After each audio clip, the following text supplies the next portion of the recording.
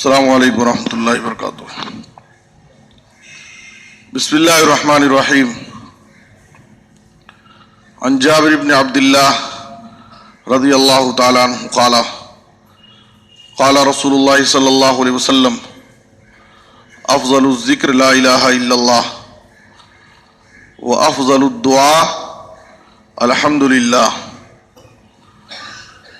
رواہ الترمذی وابن ماجہ۔ محترم حضرات، اس سے پہلے آپ کے سامنے ذکر و اذکار کے حوالے سے تسبیحات پڑھنے کی فضیلت، سبحان اللہ، الحمدللہ، لا الہ الا اللہ، اللہ اکبر پڑھنے کی فضیلت، اس کے فائدے، اس کے اجر و ثواب جو احادیث میں بیان کیے گئے ہیں، آپ کے سامنے باتیں پیش کی گئی تھی۔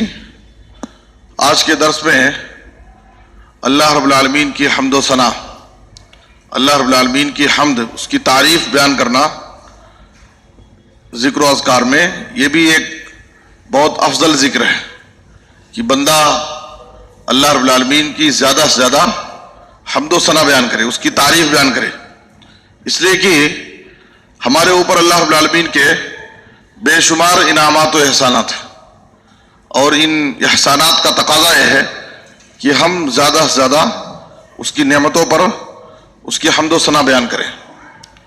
آپ دیکھیں قرآن مجید میں اللہ تعالیٰ نے فرشتوں کی، انبیاء کی، یہاں تک کہ آخرت میں جنتیوں کی یہ صفت بیان کی گئی ہے کہ وہ اللہ کی زیادہ سے زیادہ تعریف بیان کرتے ہیں۔ فرشتوں کی صفت بیان کرتے ہوئے اللہ نے فرمایا الذین یحملون العرش ومن حولہ یسبحون بحمد ربہم، جو حاملین عرش ہیں، عرش کو، اللہ کے عرش کو اٹھانے والے خاص فرشتے اور جو اس کے ارد گرد رہتے ہیں، وہ اللہ رب العالمین کی حمد و ثنا بیان کرتے ہیں۔ اللہ تعالیٰ نے طوفان نوح کے حوالے سے نوح علیہ السلام کو اس طوفان سے بچایا، ظالم قوم سے نجات دیا، تو اللہ رب العالمین نے آپ کو، نوح علیہ السلام کو حکم دیا کہ آپ اللہ کی حمد بیان کریں کہ اللہ تعالیٰ نے اور آپ کو اور آپ کے ساتھ ایمان لانے والوں کو اس طوفان سے اور ظالم قوم سے نجات دیا۔ آپ کہیں الحمدللہ الذی نجانا من القوم الظالمین، تمام تعریف اس اللہ کے لیے جس نے ہم کو ظالم قوم سے نجات دے دیا۔ داؤد علیہ السلام اور سلیمان علیہ السلام اللہ کے نبی ہیں اور دنیوی اعتبار سے ایک بہت بڑے بادشاہ بھی تھے۔ اللہ رب العالمین نے ان کو بہت ساری نعمتوں سے نوازا تھا۔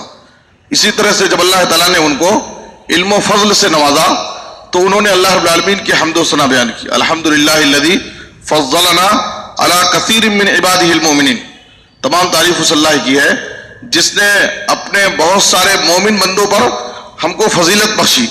تو جب بھی ایک مومن کی زندگی میں اللہ رب العالمین کی نعمت حاصل ہو تو اس پر ہم زیادہ سے زیادہ اللہ رب العالمین کی تعریف بیان کریں، الحمدللہ کہیں۔ اس سے پہلے بتایا گیا کہ صحیح مسلم کے حوالے سے کہ جب بندہ الحمدللہ کا ذکر کرتا ہے تو یہ ذکر اتنا اللہ کو پسند ہے کہ اس کا اجر و ثواب بہت زیادہ ہے۔ الحمدللہ تملأ المیزان، الحمدللہ کا ذکر قیامت کے دن میزان کو، ترازو کو اجر و ثواب سے بھر دے گا۔ تو بہت زیادہ اللہ رب العالمین نے اس پر اجر و ثواب رکھا ہے۔ زیادہ سے زیادہ ہمیں الحمدللہ کا ذکر کرنا چاہیے، کثرت سے اللہ رب العالمین کی تعریف بیان کرنا چاہیے۔ اور صحیح الجامع کی ایک روایت میں ہے کہ کل قیامت کے دن اللہ کے بندوں میں سب سے افضل بندے وہ ہوں گے جو دنیا میں سب سے زیادہ اللہ کی حمد و ثنا بیان کرنے والے ہیں۔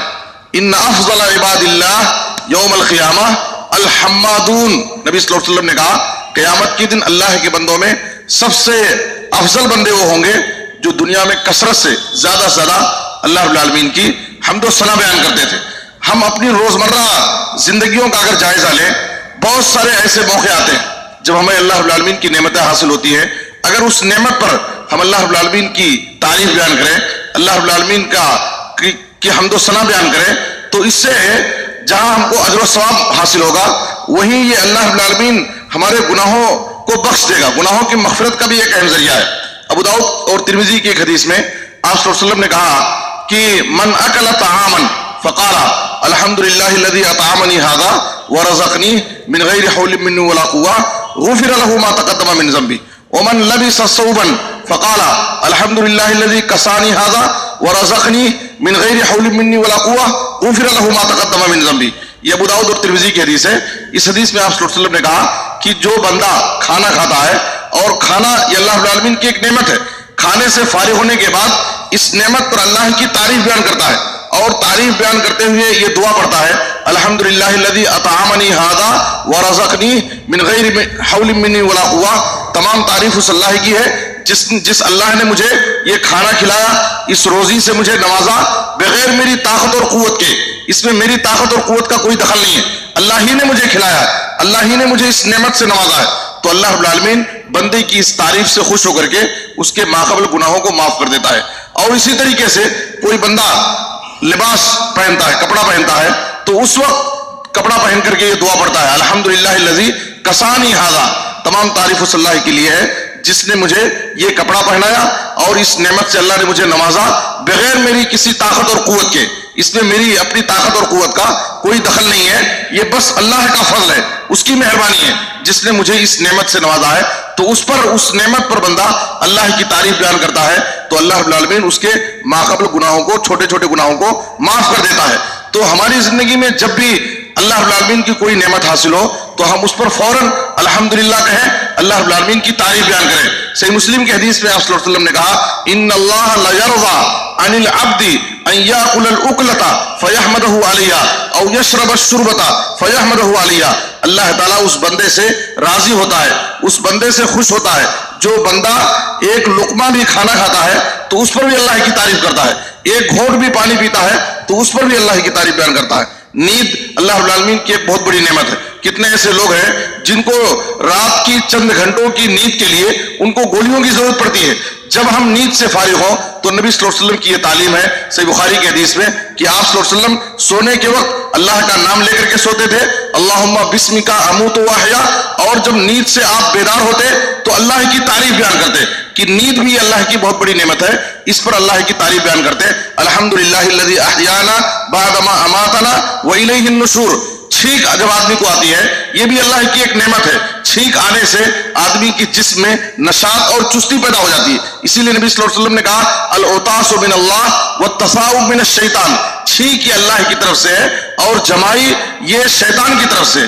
چھینک یہ نشاط اور چستی کی علامت ہے اور بار بار جمائی لینا یہ سستی کی علامت ہے. تو چھینک آنے پر نبی صلی اللہ علیہ وسلم نے یہ تعلیم دی کہ آدمی اس پر اللہ رب العالمین کی تعریف بیان کرے، الحمدللہ کہے.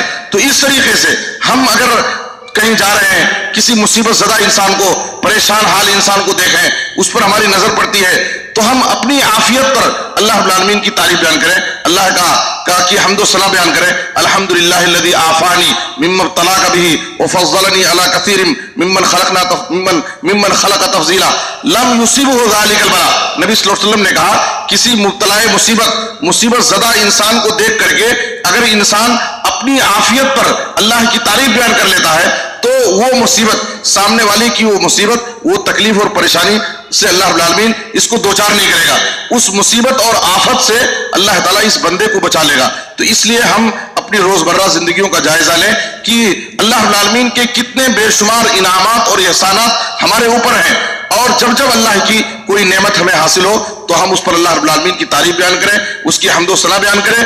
اس لیے کہ جتنا زیادہ ہم اللہ کی حمد بیان کریں گے اللہ رب العالمین ہم سے راضی اور خوش ہوگا. یہ ہماری نیکیوں میں، اجر و ثواب میں اضافے کا ایک بڑا اہم ذریعہ ہے. اور قیامت کے دن حمادون، زیادہ سے زیادہ اللہ کی حمد و ثنا بیان کرنے والے بندے اللہ کی نظر میں سب سے افضل ہوں گے. اس لیے ہمیں چاہیے کہ ہم اس ذکر کا بھی اپنی زندگی میں کثرت سے اہتمام کریں اور اپنی زبان کو ہمیشہ اللہ کے ذکر میں مصروف رکھیں. اللہ ہم سب کو نیک توفیق دے. آمین. صلی اللہ علیہ نبینا محمد و آلہ وصحبہ اجمعین.